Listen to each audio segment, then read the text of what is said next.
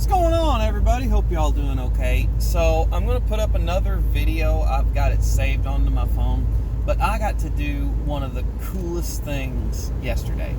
So I got to rewind and tell you a story that bummed me out a little bit, but it actually worked out good.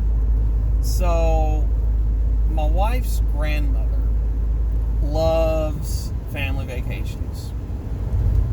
Getting her kids, her grandkids, great-grandkids in different groups and going to the Smoky Mountains, Gatlinburg, Pigeon Forge, that general area of the state of Tennessee. Loves it down there. That was her family vacation when she was just a mother and had kids in the house, and so that's her thing, Smoky Mountain. Loves it there. A few years back, it was my family's turn to go. We got to go to the Smokies with her for about a week. Had a grand old time. Well, this go around, she planned a girls' trip. Asked my wife. I do have a son. He's young enough that he got invited. I had to work. I didn't have the time off to go, which is what it is, but I wasn't invited because it's a girls' only trip. Also, we didn't have childcare available for a week to take care of one kid, because with my work schedule, he'd be there 12, 14 hours and goofy hours getting him there and picking him up, so I didn't have childcare available, so that's kind of why he got to tag along. Anyway, I was a little bummed out because I'm thinking, even if I don't have time at the end of my shift, I can pack a bag in the car before I leave and, kind of make my way down there and get a couple days in the Smokies. I love it down there. Nope, not happening. Okay. Well, when I found that out, I posted up an event, yet another disappointment, on Facebook. I've heard about some fantastic cruising and driving roads in the state of Kentucky that I wanted to drive. Found out about them,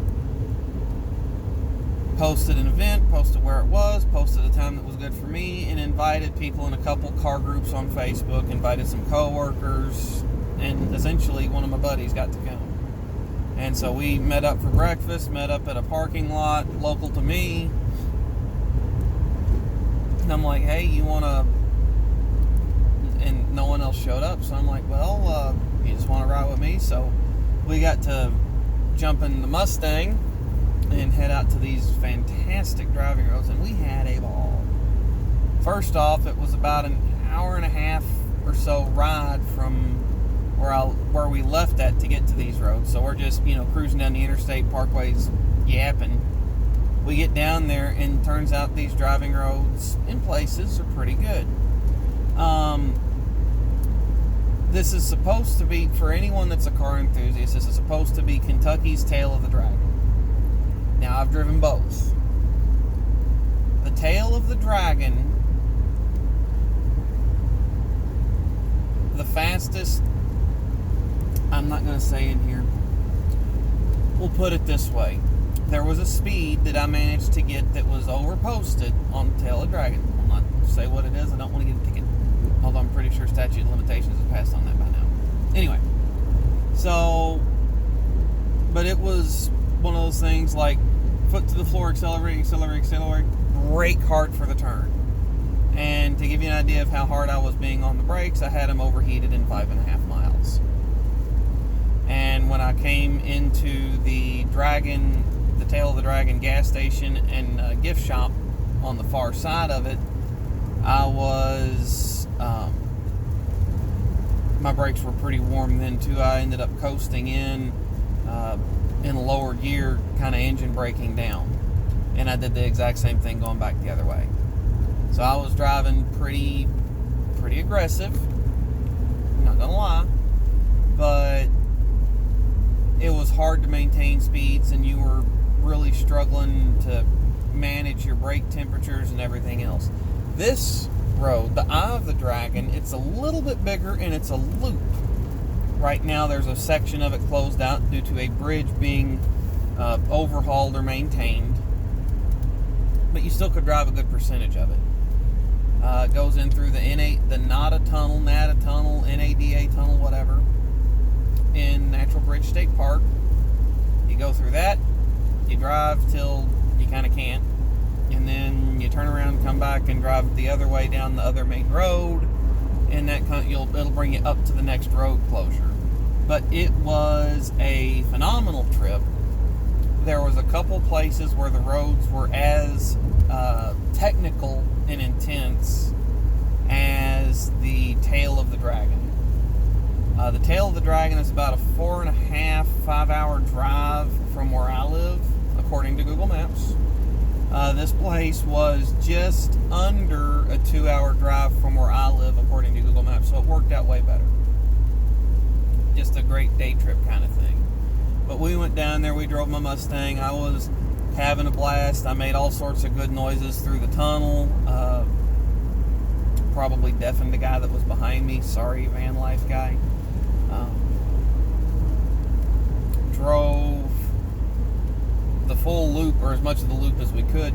Even let my buddy drive a little bit. He was a little more conservative in his driving style than I was, but we had an absolute blast. We really did. He said he wants to come back out there. He's also an avid motorcyclist, and he's wanting to bring one of his bikes back out there and ride it. I've thought about getting into that life, but I'm just not about it. So more power to him. I hope he has a good, safe ride. The one thing the things I'll say about the Eye of the Dragon versus the Tail. There's a handful of places where it is exceedingly technical, low speed, relatively low speed. Chicanes, switchbacks, hairpins, tight turns, really fun stuff to drive on. However, there's some of it that opens up quite a bit, and you don't get the thrill of tossing the wheel around and, chucking the car into a corner. Also, since this is at a national park, the Natural Bridge State Park,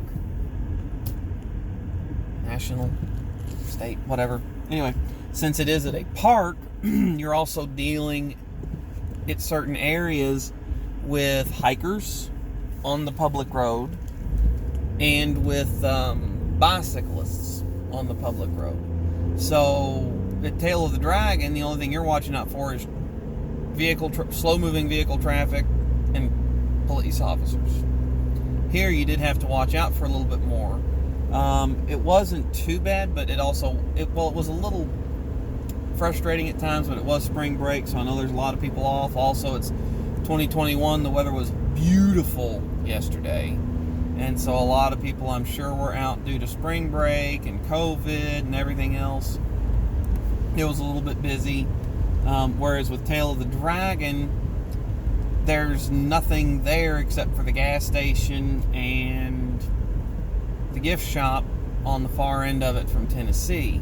So there's not much touristy about it except for just this beautiful little stretch of road that is a blast to drive. There's a little bit more open spaces to this. There were some places on the Eye of the Dragon loop where the speed limit was 55. That is not the case on Tail of the Dragon. There's it is 35 the whole way through. On all the technical bits, and there's some pretty low speed turn advisories because there's some pretty intense turns on that loop. So that's my take on the Eye of the Dragon. Worth it? Oh yeah. Worth it for people that aren't car enthusiasts? Definitely. You could actually make a week or a weekend out of camping down there. There's all sorts of places to go camping. You do need a state camping pass. Don't ask me how that works. I don't know. Google it. There's a lot of walking trails and hiking trails. There's the Natural Bridge. There's a ton of there's canoeing and kayaking opportunities there. It'd just be a great place for anybody that enjoys being outdoors. If you're a car guy looking for a beautiful stretch of road to drive, It's a fantastic place. It's not as good. Pardon me. It's not as good as the Tail of the Dragon. It rivals it in places. The fact that you got to go through a 1-lane solid rock tunnel going in was incredible. But I'd go again. But I'd also go again to the Tail of the Dragon in a heartbeat. So that's what I got. Thanks for tuning in, guys. Catch y'all next time.